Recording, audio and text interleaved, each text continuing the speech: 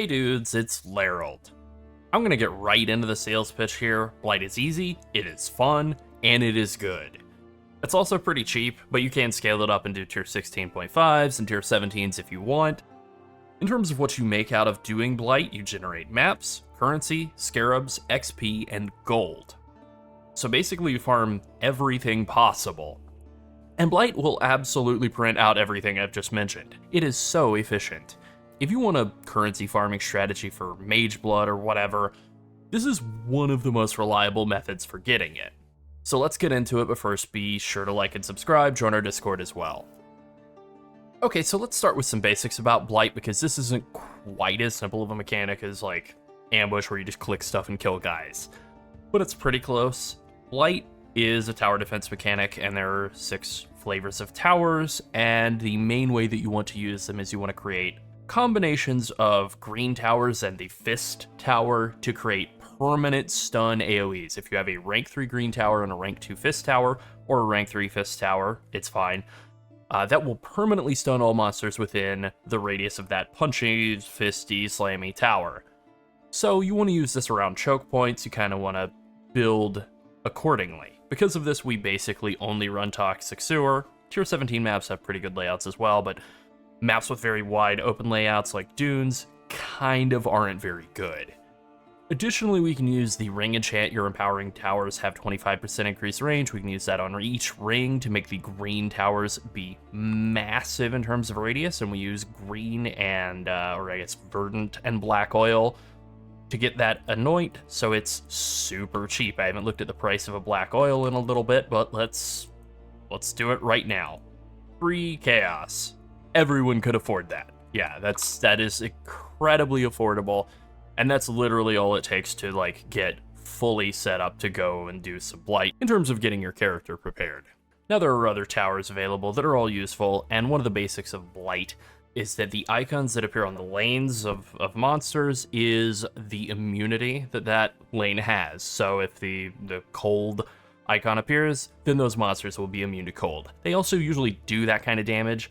Fire lane monsters, they're immune to the fire tower because they do fire damage and they leave fire damage on the ground when they die. You know, that kind of thing. So having a lot of tankiness helps. It's really good. Toxic Rain is a really good build for doing Blight because it has built-in slows, and you can just kind of fire a bunch of pods into one spot on the ground, and then everything slowly walks into it and dies. Ideally, it'll walk into it, get stunned permanently by the fist tower, and then die. Yeah. Alright, so with that being said, let's go ahead and jump into the passive tree setup that we're using here, and this is a very map-oriented setup, so we're taking every single one of the small passive nodes and large passive nodes, the notables, that grant increased chance for your tier 1 to 15 maps to be found a tier higher. This works even if you have all 4 void stones. This is called map equity. You can Google it and look it up. It's written up in lengthy detail on the wiki, but I assure you, these nodes all do increase the amount of maps that you will get, and they increase the amount of tier 17s you will find, and tier 16.5s, and so on. So they're very useful points to have every single one of, since this is a strategy that generates a lot of maps. We're obviously also taking these 2 small passive points up here for the same reason. You know, we want more tier 16.5 maps. We are not taking singular focus because that will prevent any of the blighted maps that we don't have favorited from spawning, which is very bad, but we do want to set all 12 of our favorites to be Toxic Sewer, because that does apply to blighted maps. Blighted Toxic Sewer, Blight Ravaged Toxic Sewer is the most valuable map that we can get.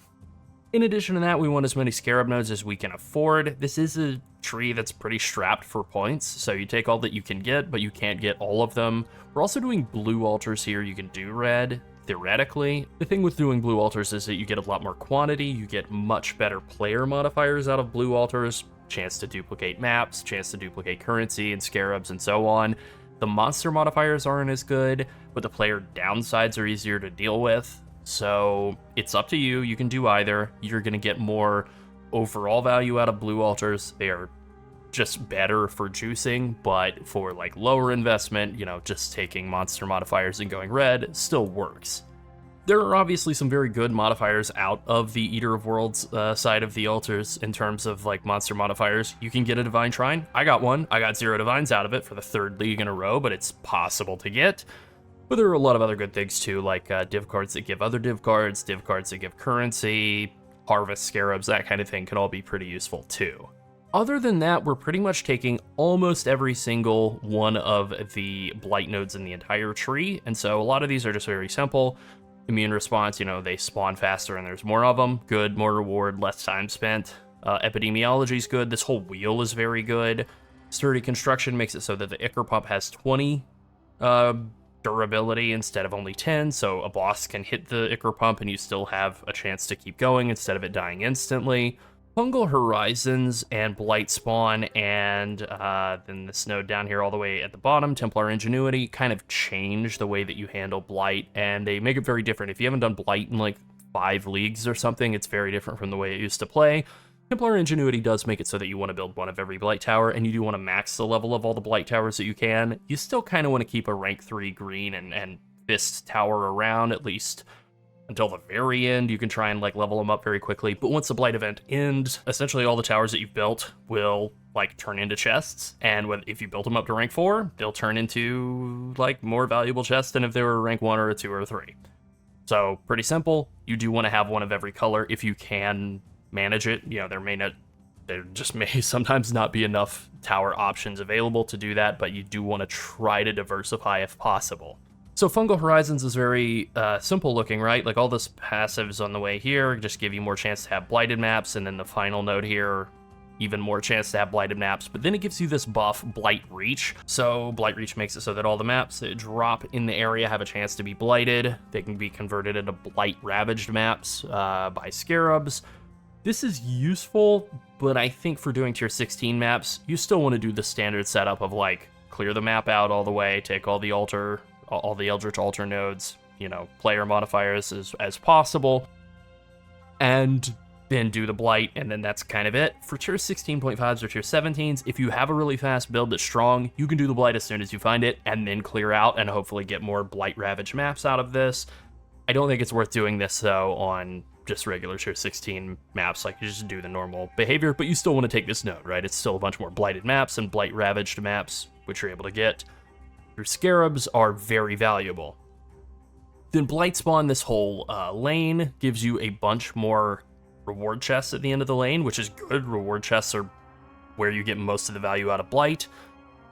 It does have the sort of upside downside of making a ton of Blight bosses spawn in one of the lanes, so you do need to have a decently strong enough build to be able to deal with those Blight bosses. But that's pretty much it. You just kill the Blight bosses. If you are able to line up a Green Tower, Empowering Tower, and then the Stun Tower overlapping, you can just stun all the bosses permanently, and then you don't need to be strong at all. They can't do anything. Other than that, the rest of the tree is very basic, right? It's just map mod effect, Scarabs, really simple stuff. The Scarabs are where things get a little bit more interesting, so we are only using Blight Scarab of Blooming. That's the only Blight Scarab that we're using. And what it does is it adds 3 extra unique bosses. It gives all of the bosses 100% increased life, so they are tanky as hell. And it makes all tier 14 blighted maps found in the area, all of them, drop as Blight Ravaged maps instead.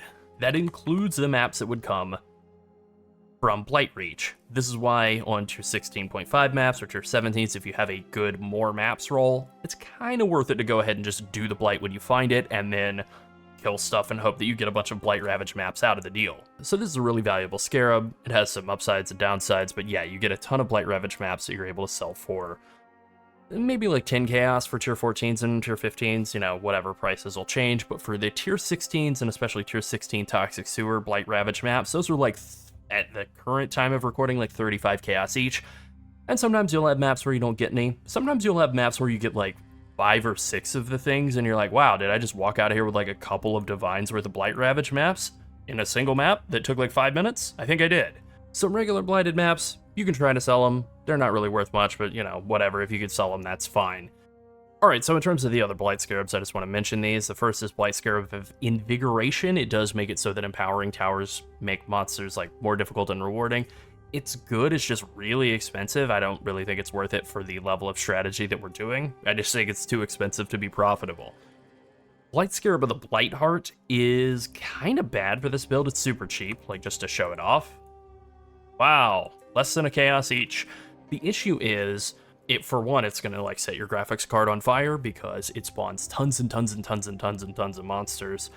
And it also sets you to only have one blighted chest, which is kind of a problem. The way that we get blighted maps primarily comes from chests that have a blight reward. It'll have the blight logo over them, and one of the reasons that Toxic Sewer is such a good map is that usually will have fewer lanes. Doesn't always, but usually. And one lane in every blight will always be a blight reward lane. So if you have one lane, all of your reward chests will be blight, and that just doesn't work with Blight Heart. Like, Blight Heart just overrides that entirely. It'll be whatever type of reward it chooses to be, and so this is a good strategy for farming tons of monsters. It's not a good strategy for farming tons of blighted maps.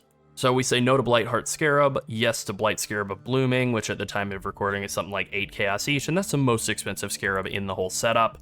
The rest of it, we're just doing everything we can to get as many like maps and monsters into the maps as possible. We're getting Cartography Scarab of Escalation, that's pretty basic. Influencing Scarab of Hordes, also basic, more altar bonuses available, and then Monstrous Lineage ×2, more magic packs means more maps, more currency, more XP, more gold.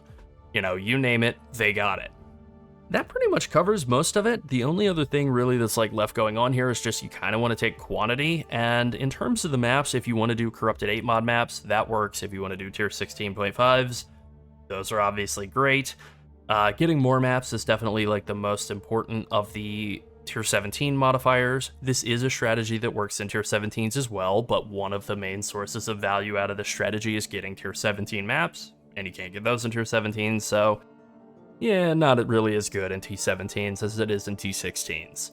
And yeah, ultimately I mentioned it already, but I'm gonna say it again, Toxic Sewer is just straight up the best map layout. Reasonably easy to go kill the boss and get the boss mods off of the altar rewards, and then clear out the rest of the map, and then go do the blight, and then, well, that's it. Then on to the next, right? Do that about 10 to 12 times an hour, and you're gonna be making currency hand over fist. Alright, that's it. Be sure to like and subscribe if you enjoyed the video, and join the Skipping Sleep Studio Discord and become part of our community. And finally, thank you to all of our channel members. If you want to support us and help us make more PoE content, become a channel member or come boost the Discord. Thanks for watching. Bye.